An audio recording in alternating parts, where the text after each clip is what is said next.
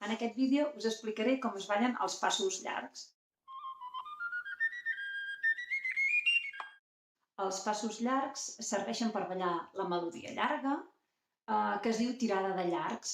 Les tirades de llargs de la sardana es ballen amb els passos llargs, que consten de 3 puntejos i un canvi.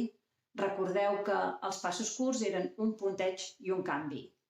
És important per això saber que els 3 puntejos dels passos llargs no són ben bé iguals.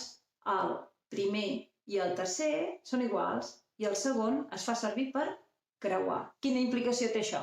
Doncs molt fàcil, que quan es fa el primer punteig i torna al lloc, se'n va una mica enrere per facilitar que el segon punteig passi, després ja ve el tercer. Ah sí, recordeu que es balla sobre les puntes i els talons no toquen mai a terra. Això si es vol ballar bé. Punteig, una mica endarrere, perquè el segon pugui creuar. Tercer punteig, al costat, el canvi.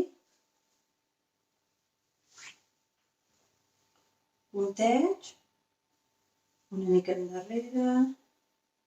Segon punteig, creuant. Tercer punteig, al costat. Canvi.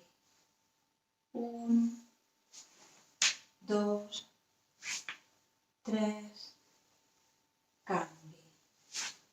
1, 2, 3, canvi. 1, 2, 3, 4. 1, 2, 3, 4. 1, 2, 3, 4. 1, 2, 3, 4. 1, 2, 3, 4. 1, 2, 3, 4.